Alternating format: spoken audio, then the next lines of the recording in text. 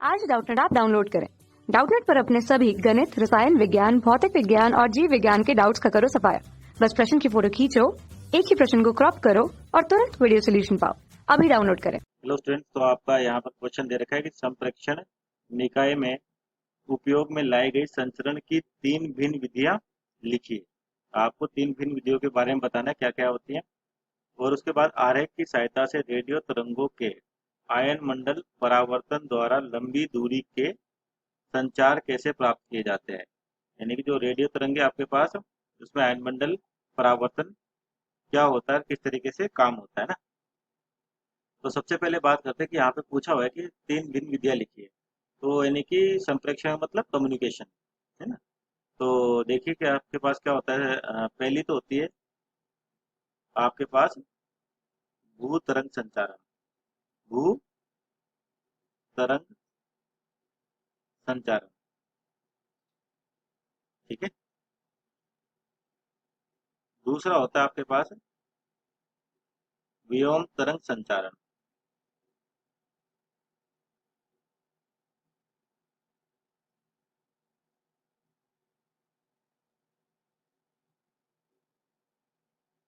ठीक है। तीसरा है आपके पास आकाश तरंग संचारण।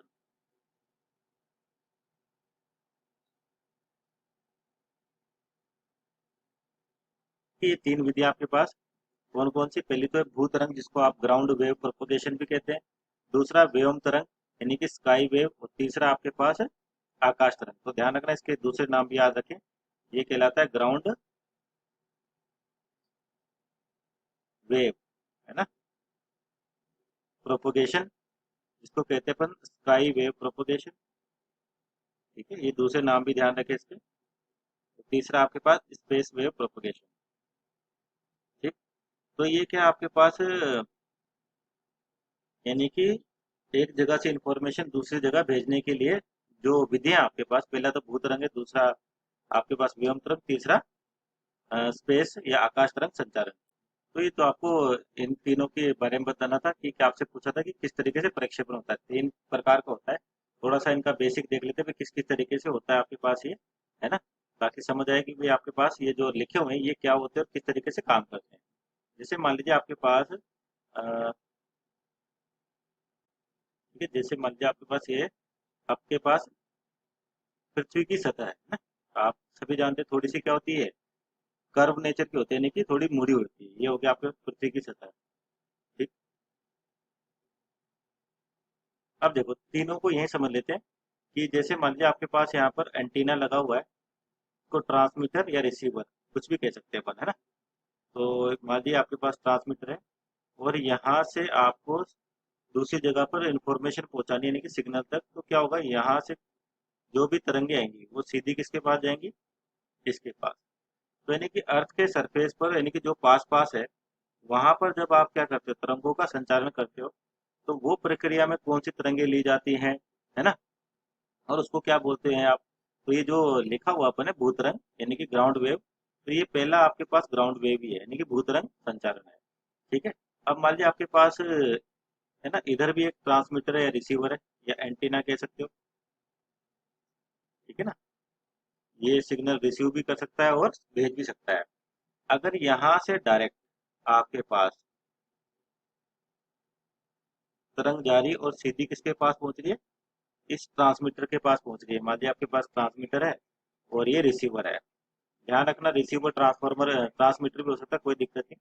तो ये जो प्रक्रिया है ना, तो ये कहलाती है आपके पास स्पेस वेव। ये जो लिखा हुआ है ये क्या कहलाती है आपके पास, स्पेस वेव प्रोपगेशन, है ना। ठीक है, तो शॉर्टकट में लिख देते हैं space wave, sorry space wave propagation. ठीक। और इसमें ध्यान रखना, स्पेस वेव में आप क्या यूज कर सकते हो, सैटेलाइट का भी आपका इसी में उपयोग होता है ना, स्पेस वेव प्रोपगेशन। ये भी दूरी के लिए होती है, अगर आपको दूरी पर संचालन करना हो। तीसरा है स्काई वेव, यानी कि लिखा वेव। इसके अंदर क्या होता है कि मान लीजिए आपको और ज्यादा किसी दूसरी जगह पर आपको इंफॉर्मेशन पहुंचानी है। ठीक है। तो क्या होता है, यहाँ से इस ट्रांसमीटर से मान लीजिए ये आपके पास जो तरंग है वो ऐसे जा रही है, सपोज करिए। या आपने इसको किधर भेज दिया, वायुमंडल में भेज दिया। तो वायुमंडल में एक लेयर आती है आपके पास, या एक स्फीयर आता है जिसको अपन, या मंडल आता है जिसको कहते हैं आयन मंडल। ठीक। तो आयन मंडल जो है आपके पास, यहाँ पर क्या होता है, जो भी कण होंगे, है ना, वो क्या होंगे, आवेशित होंगे, क्योंकि यहाँ पे तापमान ज्यादा होता है तो कण होंगे आवेशित होंगे। तो ये क्या करते हैं, कण इन तरंगों को वापस पृथ्वी की ओर ट्रांसफर कर देते हैं ना, उधर भेज देते हैं। ठीक है, तो ये इस ट्रांसमीटर पे पहुंच गया आपके पास, है ना। तो इस तरह से कुछ बेसिक आपके पास, कि मान लीजिए आपने फोन किया, तो आपका सिग्नल पहले क्या होता है, लोकल ट्रांसमीटर पे जाता है ना, क्योंकि यहाँ से यहाँ तक तो आपके पास वायरलेस है। अब आपका जो फोन है यहाँ ट्रांसमीटर तक पहुंच गया, रिसीवर तक पहुंच गया, उसके बाद आपको किसी दूसरी जगह पर उस इंफॉर्मेशन को पहुंचाना है, दूसरे किससे बात करे उसके पास आपकी बात रखनी है। तो दो तरीके होते हैं, एक तो होता है स्पेस वेव, है ना, दूसरा होता है आपके पास स्काई वेव। ठीक है, हालांकि ये जो सिस्टम दे रखे हैं, ये मोबाइल कम्युनिकेशन में तो यूज नहीं होते, ये बेसिकली जो आपके पास जो टेलीकास्ट होता है, ब्रॉडकास्टिंग होती है ना, जिसको प्रसारण कहते हैं, उसमें उपयोग लिए जाते हैं। ठीक है, अगर ज़्यादा दूरी तक करने हैं तो अपने पास आयन मंडल का यूज लिया जाता है। उसके बाद इस तरीके से भी होता है। ठीक, तो ये बेसिक है। पर इसमें कुछ कुछ चीज़ें और होती है, जैसे ग्राउंड वेव के अंदर आपके पास जो आवृत्ति होती है सिग्नल की, वो 2 से 3 मेगाहर्ट्ज की होती है ना। ये भी चीज़ें ध्यान रखें, कुछ बेसिक इन्फॉर्मेशन। इनके अंदर कितने होती है, 2 से 3 मेगाहर्ट्ज, और इसके अंदर होती है आपके पास 3 से 30 मेगाहर्ट्ज। ठीक है, पर ये कोई स्टैंडर्ड डेटा नहीं है, आपको बुक्स में थोड़ा ऊपर नीचे मिल सकता है। और यहाँ पर जो दिख रही है ना, ये होती है 30 से ज़्यादा, greater than 30 हर्ट्ज, इस तरीके से, है ना। तो ये आपके पास संप्रेषण की विधियां और उसके बारे में कुछ बेसिक। और यहाँ पर ये पूछा कि आरेख की सहायता से रेडियो तरंगों के आयन मंडल परावर्तन द्वारा लंबी दूरी के संचार कैसे प्राप्त किए जाते हैं। यानी कि यहीं पर देख लो, इस डायग्राम में समझ लेते हैं इसको भी, कि आपके पास मान लीजिए ट्रांसमीटर 1 है, और ये ट्रांसमीटर 2 है, और ये ट्रांसमीटर 3 है, मान लीजिए आपके पास। ठीक है ना, अब आपको यहाँ पर सूचना भेजनी है, तो देखो यहाँ से यहाँ तक तो डायरेक्ट जा ही नहीं सकती सूचना आपके पास। ठीक है, तो आपसे वो आयन मंडल वाला ही पूछा जो आपका यहाँ पर है, स्काई वेव के अंदर।